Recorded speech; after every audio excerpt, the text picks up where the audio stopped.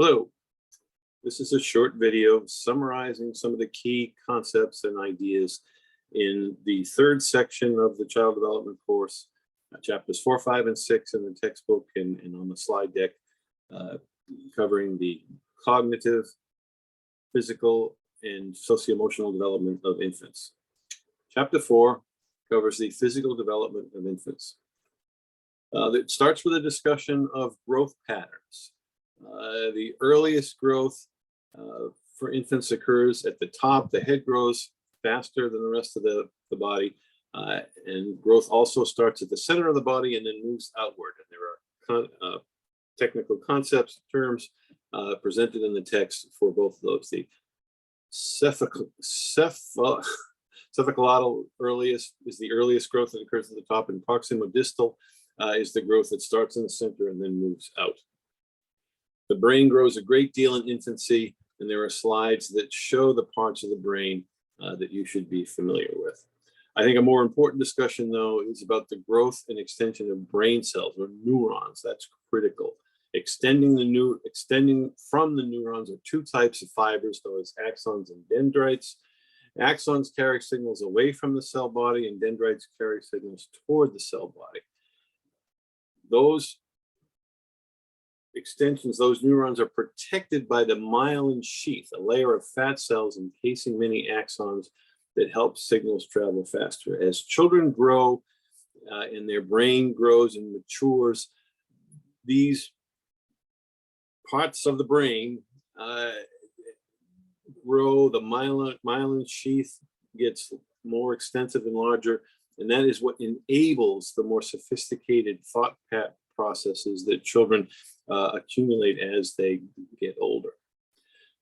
Interesting discussions about sleeping patterns for infants and the tragedy of sudden infant death syndrome are discussed in chapter 4. In the first year of life, human infants triple their weight and increase their length by 50%. Information about the benefits of breastfeeding are presented, and nutritional deficiencies that can cause serious health conditions, are discussed. A very important discussion about vaccinations and a short video about the harm caused by the anti-vaccine movement are discussed in chapter 4. The discussion about the threat of shaken baby syndrome. Infant reflexes are built-in reaction to stimuli that govern the newborn's movements. These are automatic and beyond the newborn's control. You'll read about the rooting reflex, the sucking reflex, the oral fixation that infants have, the moro or startling reflex, and the grasping reflex. Those are all the earliest signs that we see in infants of their ability to develop their motor skills. Later in their life, infants develop their gross motor skills. They improve their ability to stand up, straighten up their posture, and learn to walk. And their fine motor skills, their finger dexterity, are developed as time goes on. And there's a good video about the development of infant motor skills embedded in the slide deck towards the end of chapter 4.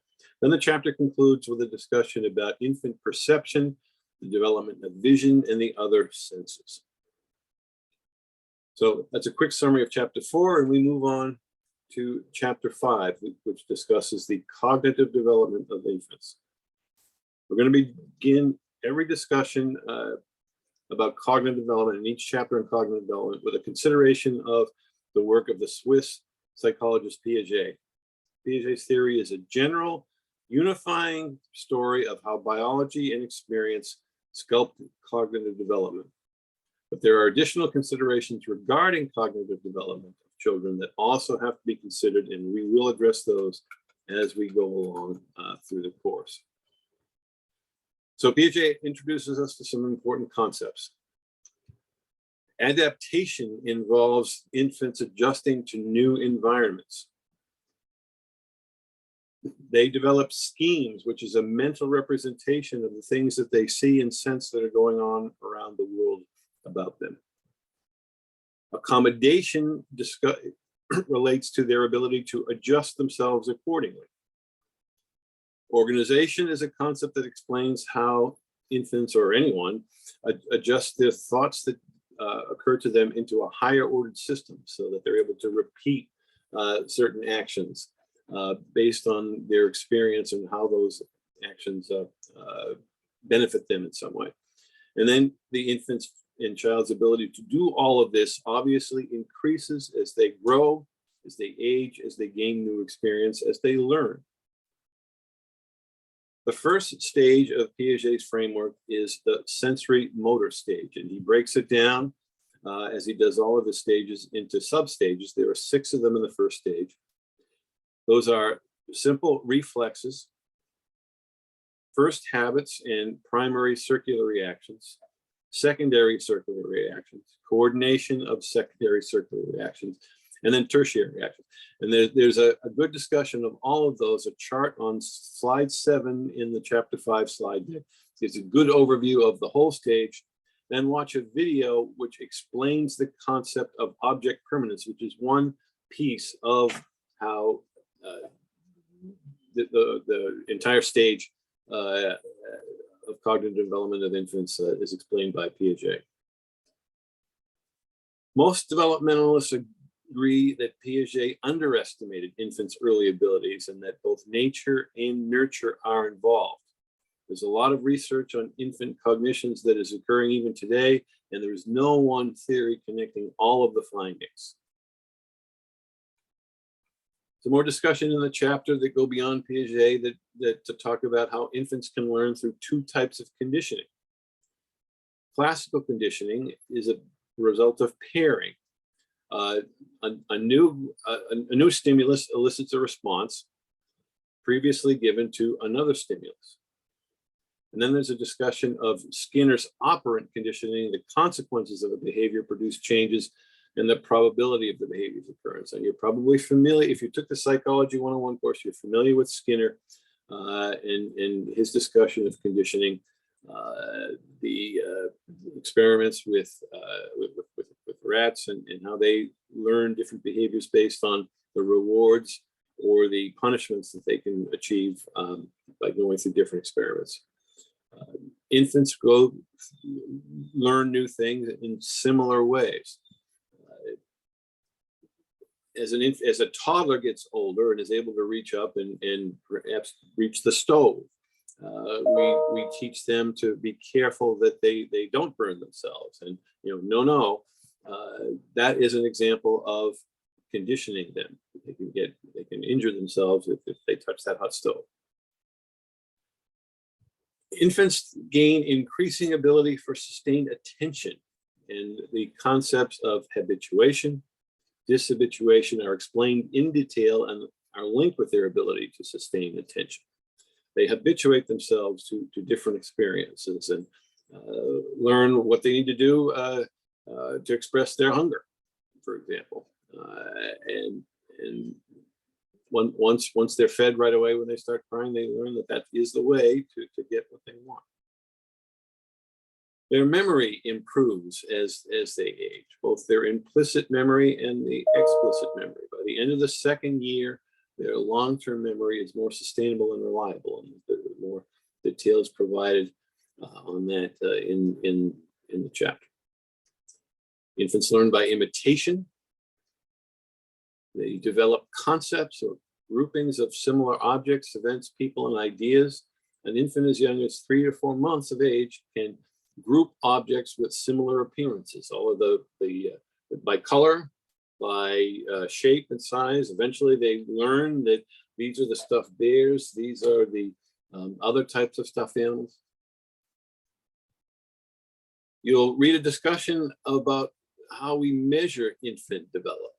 You're probably familiar with IQ tests, but there are other models that more accurately and more extensively measure cognitive development early in life.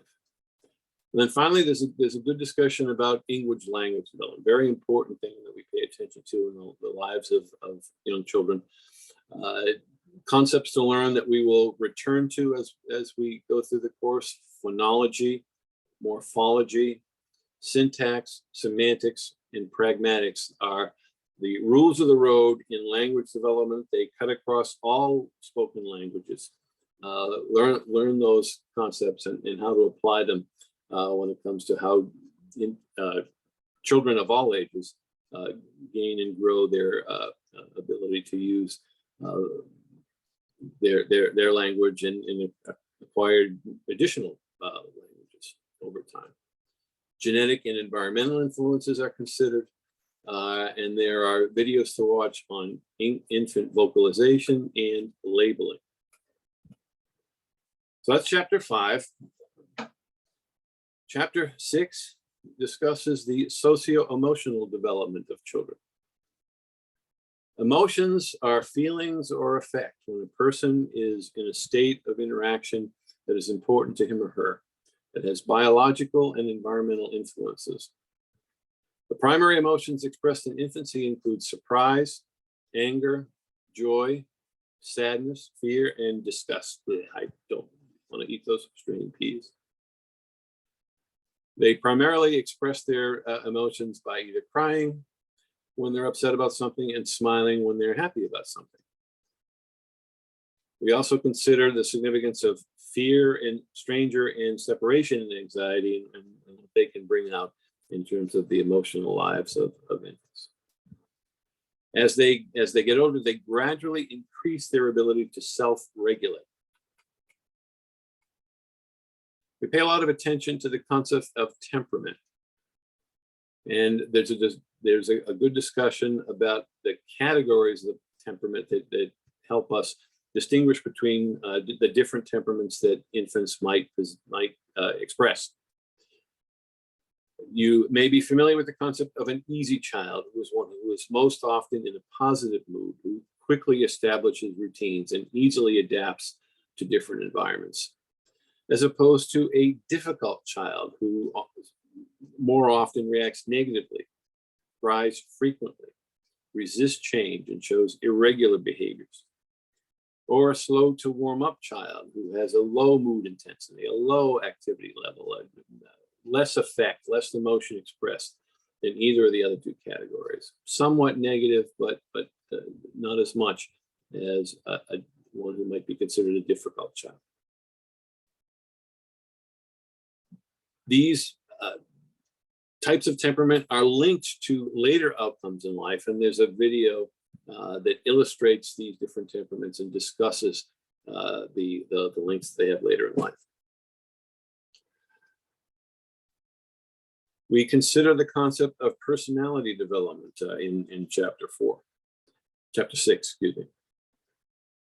Erik Erikson, who, again, if you took Psych 101, you're familiar with him and his 8 stages of the human psychological framework. His first stage relates to infants, trust versus mistrust, as illustrated but most readily by building a bond with a caretaker, most often the mother or the parents. The child's ability to trust that when she cries, expresses herself in some way, the parents will come and meet their needs is a critical benchmark in the development of infants. Later, we consider the concept of independence. As a toddler, as an infant grows into toddlerhood, they become more independent and illustrate the concepts explained in Erikson's second stage, which is autonomy versus adult. A toddler's ability to learn to do things for themselves increases their confidence and their interest in learning to do new things. Whereas if they fail on occasion, they may become less confident in their ability to try new things. The concept of social referencing is introduced, and the ability to read the emotional cues of others to help determine how to act in a specific situation. And then a very important discussion towards the end of chapter 6 on attachment. And the psychologist, Mary Ainsworth, in her, it's called Strange Situation, where infants experience a series of introductions, separations, and reunions in a laboratory setting, and their reactions to those are classified based on how they respond. And the notion of securely attached infants who have a positive and confident in those situations. Insecure avoidant, where they have little interaction with the caregiver. Insecure resistant, where they cling to the caregiver and then resist. And insecure disorganized. Those are the 4 categories. They're explained in much more detail, both on a slide and in a video. See slide 24 in the chapter 6 slide deck for much more information on the strange situation. And then the chapter concludes with a discussion about the influence of the family environment on infant development and the importance of childcare for working families. And there's a short video on childcare that's embedded in the last slide. So that is a quick overview of some of the key things to look for as you read the textbook, as you review the PowerPoint lectures, as you watch the videos. This brief discussion is not a substitute for looking at the other material, but I do hope these short videos help to highlight some of the important concepts that you should be looking for. So thank you.